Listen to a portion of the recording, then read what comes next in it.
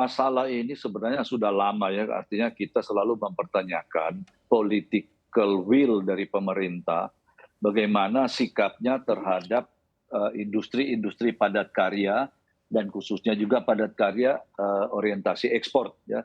Nah, karena apa? Tentunya kita mempertanyakan apakah industri ini masih dibutuhkan di Indonesia. Sebab kalau kita lihat kebijakan-kebijakan pemerintah ada kalanya kontraproduktif lah. Ini kalau kita mau katakan secara jujur. Tapi hari ini kan kita bahas mengenai bisnisnya, jadi saya tidak akan menyinggung itu. Jadi kalau ditanya apakah ada problem, problem itu sudah ada sekitar pertengahan tahun ini pada saat kita lihat dengan krisis ekonomi dunia, terutama akibat perang Ukraina dan sebelumnya ada pandemi, di mana permintaan di dua belahan dunia, yaitu Amerika dan Uni Eropa itu sangat drastis menurun. Kalau saya bisa pakai kata-kata atau angka yang supaya lebih membuktikan bahwa itu benar, untuk persepatuan sekitar 50%, rata-rata ya, dan untuk garment sekitar 30%. Karena itu kita mengapil kepada pemerintah, kalau kita ingin mempertahankan industri ini, dan termasuk tentunya lapangan kerja, harus ada sesuatu kebijakan yang bisa mengantisipasi, yaitu apa? Yaitu memberikan kesempatan daripada kita PHK, lebih baik ada satu kebijaksanaan di dalam fleksibilitas jam kerja, yaitu bisa menjadi 30 jam seminggu, tetapi sistemnya no work no pay. Memang tidak ada di dalam kebijakan atau undang-undang, tapi ya kalau tidak ada terobosan, PHK ini akan berlanjut. Nah sekarang terbukti bahwa demikian banyak pabrik-pabrik garment, terutama saya kalau tekstil nanti Pak Retma akan jelaskan, bahwa itu sudah terjadi. Nah jadi persoalan sekarang jangan kita merasa bahwa ini urusan pengusaha saja. Memang pada dasarnya urusan kita Pak Purnomo ya. Tetapi yang masalah lapangan kerja ini akhirnya menjadi tanggung jawab pemerintah. Dan kalau terjadi PHK biasanya itu menambah angka kemiskinan. Karena itu kita tidak hanya melihat bisnis garment yang karena hari ini kita bicara garment di Pantura, seakan-akan ini ya sudahlah kalau mau cari gampang ya kalau yang memang sudah mau mati mau jual tutup aja. Bukan begitu ceritanya Mas Bram. Lantas dengan angkatan kerja yang 60% maksimal pendidikan SD dan SMP itu mau dipekerjakan di mana? Baik. Sebagian orang pemerintah mengatakan ada pekerjaan baru di bidang digitalisasi. Apakah pekerja pabrik bisa masuk di situ? Itu yang barangkali Pak Purnomo bisa jawab. Oke, berarti memang badai PHK yang terjadi begitu ya, tidak hanya semata-mata peran para pelaku usaha, tapi juga ada peran pemerintah di sana yang mana juga bisa tentunya membantu melalui kebijakan-kebijakan yang dikeluarkan. Nah, ini juga relate dengan Pak Purnomo, sebetulnya solusi apa yang ada begitu ya di Disnaker khususnya terkait adanya badai PHK yang mana juga masih terjadi di awal tahun 2023 ini? Baik, terima kasih Mas Bram dan Pak Anton.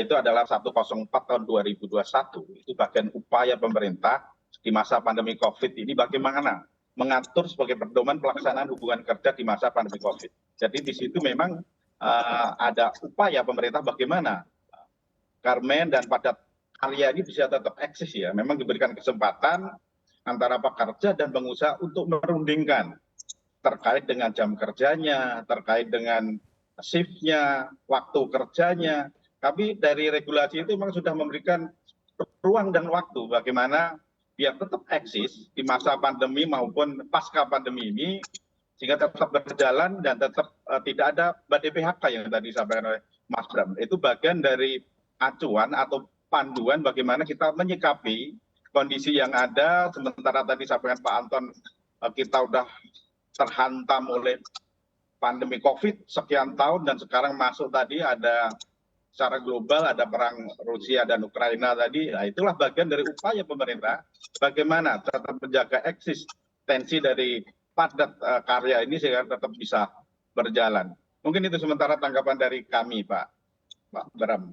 Oke, baik. Saya akan beralih ke Pak Retma. Pak Retma, di mana ini mengamati juga untuk pabrik-pabrik yang dijual ini adalah di sektor garment. Apakah Anda juga sudah mengetahui terkait hal ini dan sebetulnya apa alasan mereka juga menjual pabrik-pabrik mereka? Ya, seperti yang tadi Pak Anton sampaikan, ini kan sudah terjadi lama ya sejak pertengahan tahun ya. Jadi memang kan kalau misalkan kita sudah sampaikan ke pemerintah sejak saat itu, dan sampai sekarang kan belum ada perbaikan kebijakan yang kita minta ya, khususnya baik yang untuk ekspor maupun yang di pasar dalam negeri.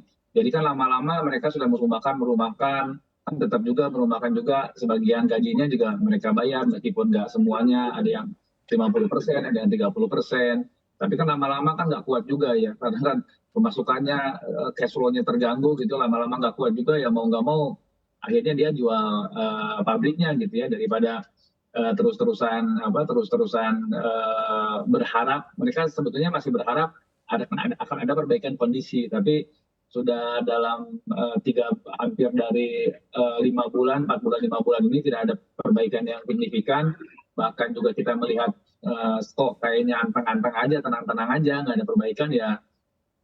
Dia pasti akan melakukan sesuatu lagi ya. Ya salah satunya yang menjual pabriknya. Dan saya kira memang kalau ini tidak ditanggulangi dengan baik, saya kira akan lebih banyak lagi pabrik-pabrik yang akan dijual gitu ya, termasuk juga yang pasti salah satunya adalah nambah karyawan, karena nambah karyawan yang dirumahkan atau yang di PHK.